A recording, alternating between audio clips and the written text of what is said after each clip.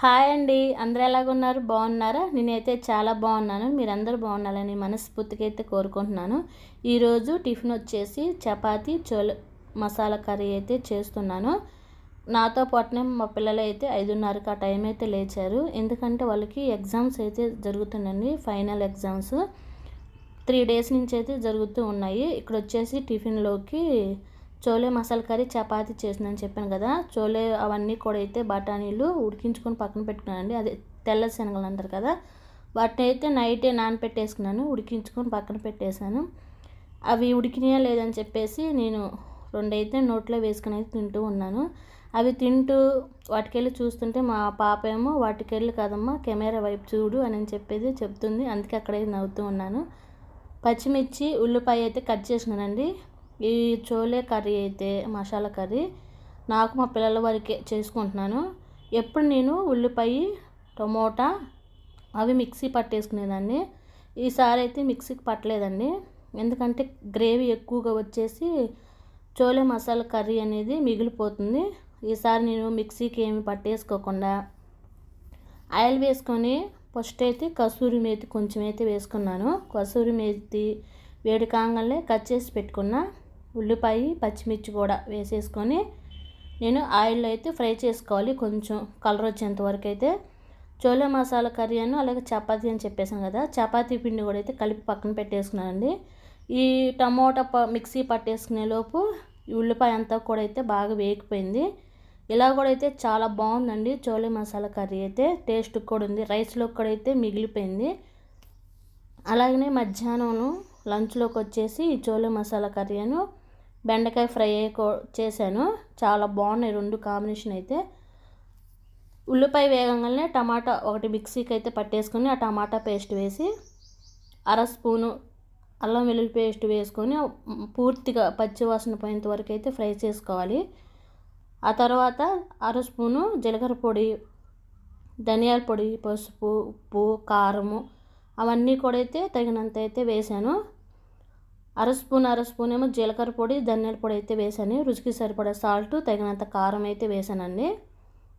అవి వేసిన తర్వాత ఒకసారి కలిపేసుకొని సిమ్లో పెట్టేసుకొని మూత అయితే పెట్టేస్తాను. ఎందుకంటే కారం పచ్చి వాసన పోయేంత వరకు అయితే ఉంచేసుకొని ఆ తర్వాత ఉడికించుకున్న తెల్ల శనగలు కూడా అయితే వేసుకొని కలుపుకొని ఇవి వేసిన తర్వాత సిమ్లో పెట్టేసుకోవాలి. ఆ మసాలా అంతా కూడా ఆ తెల్ల శనగలకు పట్టుకొని టేస్ట్ అయితే చాలా బాగుంటుంది. ఇక్కడైతే మూత అయితే తీసేసుకొని ఒక అర గ్లాసు వాటర్ అయితే వేసాను. వాటర్ వేసుకున్న తర్వాత కలిపేసుకొని ఇక్కడ ఉప్పు కారం అన్నీ చూసుకోండి. ఉప్పు కారాలు చక్కగా సరిపోతేనే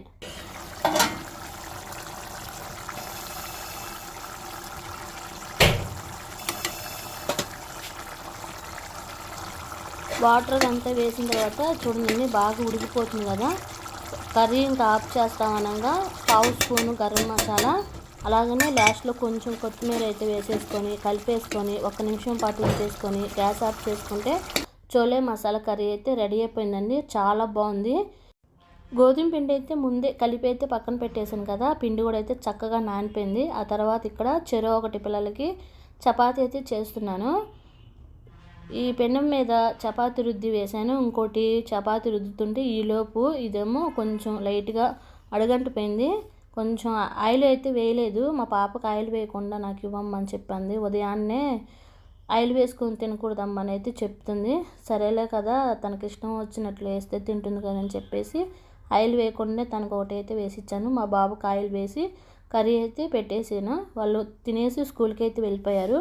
వాళ్ళు స్కూల్కి వెళ్ళిన తర్వాత నేను కంపల్సరిగా వాళ్ళు వెళ్ళిన తర్వాత అయినా వాళ్ళు వెళ్ళక ముందైనా కానీ ఈ మెంతులు జీలకర్ర వేసేసుకొని వాటర్ వేసి ఈ మరిగిన వాటర్ అయితే ప్రతిరోజు తాగుతూ ఉంటాను. ఈ వాటర్ తాగటం వల్ల కొంచెం వెయిట్ లాస్ కూడా అయితే అవుతామండి. అలాగనే గ్యాస్ స్టవ్ల సమస్య కూడా అయితే ఉండదు. ఆ వాటర్ ఏమో గ్యాస్ మీద అయితే పెట్టేశాను. ఈలోపు బట్టలకి మిషన్ కూడా అయితే వేసానండి. బట్టలు అయితే కొన్ని అయితే వేసాను, ఇంకొన్ని అయితే చేత్తో వాష్ చేయాల్సింది అయితే టబ్బులో అయితే పెట్టేసుకున్నాను.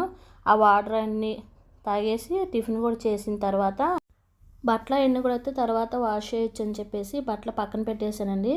ఒక పక్క ఈ మెంతులు జీలకర్ర వాటర్ ఏమో చక్కగా కాగిపోయాయి. అవి కాగుతుండగానే ఇది కొంచెం మిగిలిపోయిన ఈ చపాతీలు కూడా అయితే చేసేసాను.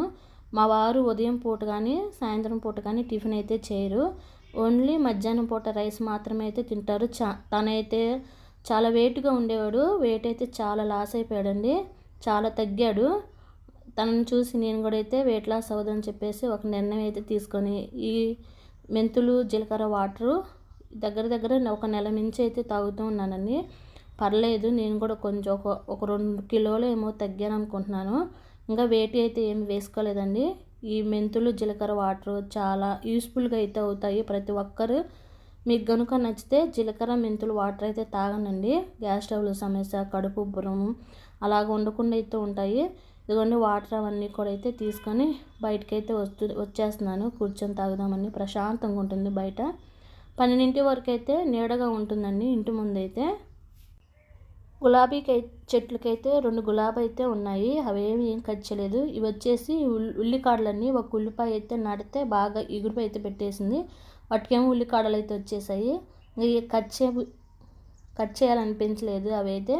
ఇవి వచ్చేసి గోంగూర విత్తనాలు అయితే వేసానని చెప్పాను కదండి. ఇవి గోంగూర వేసిన తర్వాత మొక్కలు అయితే వచ్చాయి. అలాగనే దాంట్లోనే పుచ్చకాయ కూడా అయితే గింజలు అయితే వేసాను. ఇప్పుడే చిన్న చిన్న మొక్కలుగా గోంగూర మొక్కలు, పుచ్చకాయ మొక్క అయితే ఒకటి వచ్చింది.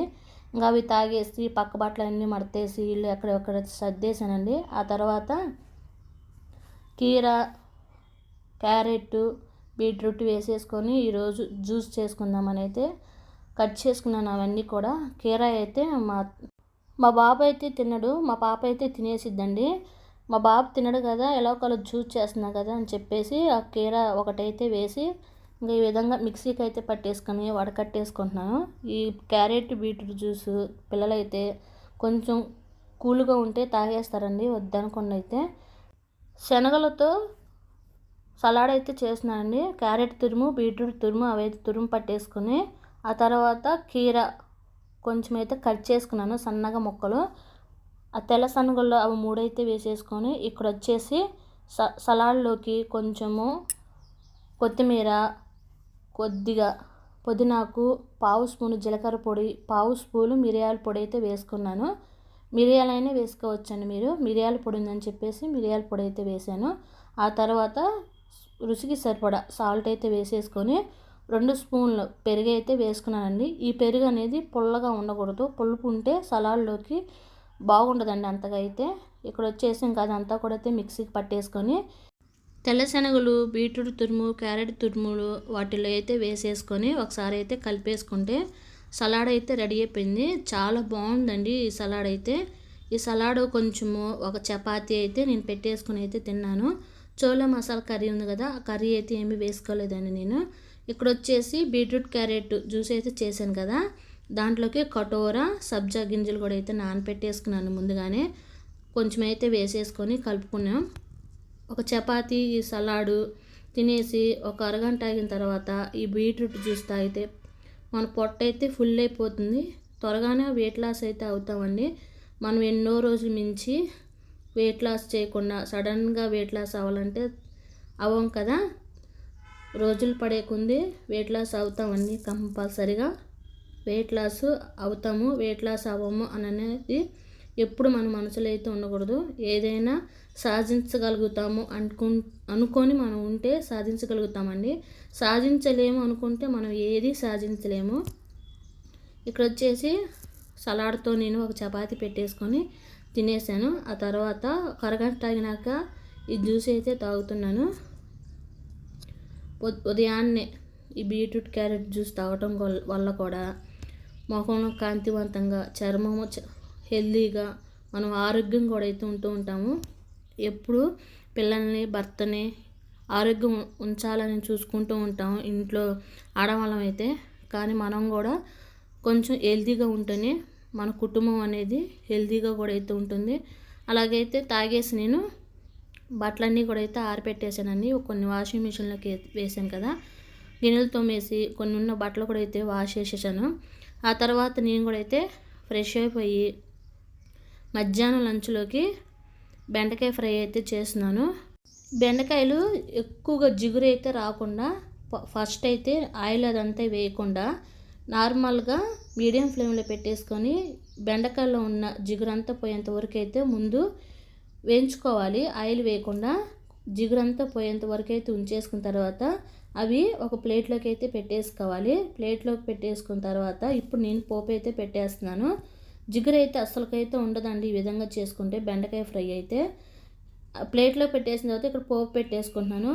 ఆయిల్, పోపు దినుసులు, 2 పచ్చిమిర్చి, ఒక ఉల్లిపాయ అయితే కట్ చేసుకున్నాను. ఇవి బాగా వేగంత అవసరం లేదండి, 1 నిమిషం పాటు వేగితే సరిపోతుంది. ఎందుకంటే బెండకాయలు వేసిన తర్వాత బెండకాయలు ఫ్రై అవ్వాలి కదా, ఆ ఫ్రై అయ్యేలోపు ఈ ఉల్లిపాయ పచ్చిమిర్చి ఫ్రై అయిపోతాయి, చక్కగా ఫ్రై అయిపోతాయండి. ముందే ఫ్రై చేసుకుంటే ఈ బెండకాయలు ఫ్రై అయ్యేలోపు ఆ ఉల్లిపాయ కూడా అయితే చేదు వచ్చేస్తుంది, బాగా నల్లగా ఫ్రై అయిపోయి. ఇక్కడ వచ్చేసి బెండకాయలన్నీ ఇక్కడైతే వేసేసుకొని ఒక 2 నిమిషాలు వేగిన తర్వాత 1/2 స్పూను ఉప్పు, 1/2 స్పూను పసుపు అయితే వేసాను. ఉప్పు పసుపు వేసుకుంటే ఏంటంటే త్వరగా మగ్గిపోతాయి బెండకాయలు అనేది. బెండకాయ ఫ్రై ఎప్పుడు చేసినా నేను ఈ విధంగా చేస్తాను. బెండకాయలకు ఉన్న జిగురు అసలుకేమి ఉండదండి ఈ విధంగా చేసేసుకుంటే. ఇదిగోండి ఇక్కడైతే బాగా బెండకాయలన్నీ కూడా కాస్త వేగిపోయాయి, ఇంకా కాస్త వేగాలి. ఉల్లిపాయ కూడా అయితే చూపిస్తానండి, వేగిందా లేదని కూడా మీకు డౌట్ ఉంటుంది కదా, ఆ డౌట్ కూడా అయితే క్లియర్ అయిపోతాయి. ఇక్కడ కాస్త ఇంకా ఫ్రై అవ్వాలని చెప్పేసి వేయించుతూ ఉన్నాను. ఈ లోపైతే పిల్లలు కూడా అయితే వచ్చేసారండి స్కూల్ నుంచి అయితే. ఇదిగోండి ఉల్లిపాయ కూడా చూడండి ఎక్కడ మాడిపోకుండా, ఎక్కడ కూడా కలర్ చేంజ్ అవ్వకుండా అయితే ఉన్నాయి కదా, చాలా చక్కగా కూడా బెండకాయ జిగురు లేకుండా వేగిపోయాయి. ఇక్కడ వచ్చేసి మసాలా కారం అండి, తగినంత కారము, రుచికి సరిపడా సాల్ట్ కూడా అయితే వేసేసుకొని కొంచెం కొత్తిమీర అయితే వేసాను. కొత్తిమీర వేసుకుంటే ఫ్రై కూడా బాగుంటుంది. బెండకాయ ఫ్రై అయితే రెడీ అయిపోయిందండి. మీకు కనుక ఈ వీడియో నచ్చితే లైక్ చేయండి, షేర్ చేయండి, సబ్స్క్రైబ్ చేసుకోండి. ఉంటాను.